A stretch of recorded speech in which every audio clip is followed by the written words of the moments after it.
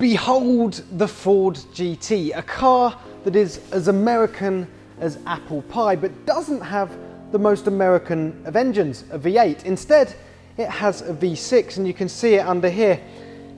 Thing is, it's quite a special V6, 3.5 litres, twin turbo, 647 brake horsepower.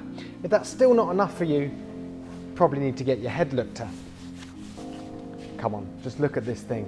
It's as much a piece of art, a piece of sculpture, as it is a means of transport. Just a beautiful, beautiful car. Just a beautiful chunk of aerodynamics. We'll start at the front and have a quick tour around, because you really have to drink it in to understand how this car works. The front end, classic cut-off Ford GT, really low shark-like nose. Under there, we've got active aerodynamic flaps, as all top supercars these days do, to trade off drag and downforce. If you stop there, really good view up there of the side buttresses. You can see the way that the cabin is tapered, the fuselage is tapered, proper racing car stuff, that to channel the air up here, and it creates these incredible flying buttresses, the things that everyone's talking about. Basically an upside down aeroplane wing, so as the air flies past it, it pushes the car down. In here, you've got the intercoolers for the turbos. The turbos are buried away right in there, low down and to the side. The air from here comes up through the buttresses and down through the throttle body into the engine. Beautiful stuff.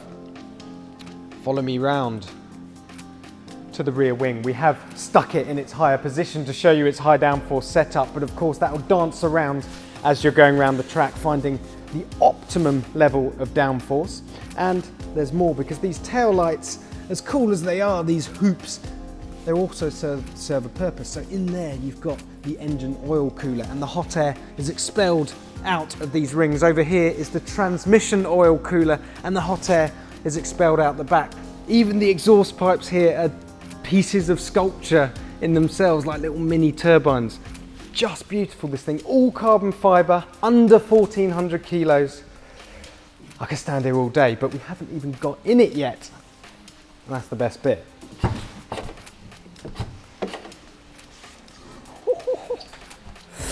Look at that. Now, the thing about the Ford GT is its roots are in racing technology, of course. So they wanted to make it as narrow as possible, to keep the fuselage as tight. In order to do that, the chairs are bolted directly to the carbon fibre tub. So to get comfy, you've got adjustable pedals, an adjustable wheel, and adjustable seat back. I'll just show you how that works. If I pull this lever down here, well, the pedals slide towards you. You can push them away with your foot, let go, and they come back to you until you find the perfect position. About there's good. The wheel, you got two levers. So one on the left, that does the really big movements. I'm a bit of a midget, so need to pull it quite close to me, and then a second lever on the right for doing the sort of final adjustments. Yeah, that feels good. And another lever down here, you can adjust the angle of the backrest. Ooh, spot on. Right, let's get this teeny tiny V6 fired up then, shall we?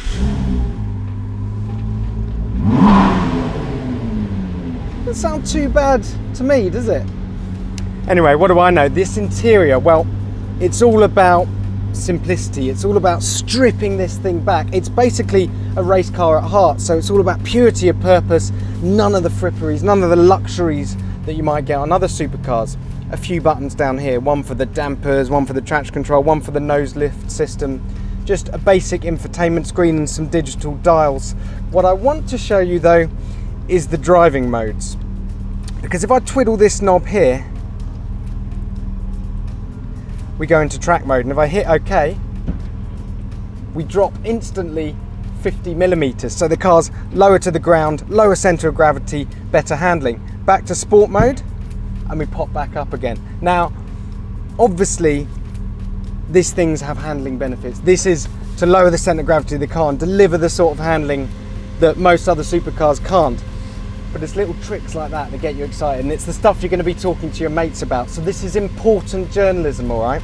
I'm not just playing around. Also, if we go to the VMAX mode, that's right at the top, press OK, boom, we drop, and the wing drops as well. So that's minimum drag, maximum speeds on the straights. Quite a thing, this car, isn't it? I have to say, it's a little bit frustrating sitting here in this shed playing around with it and not being out on track and driving it. That comes later, but I hope you enjoyed the tour. I hope you want one as much as I do. 340 grand for this car. Unfortunately, they're all sold out, so like me, you're just going to have to keep on dreaming.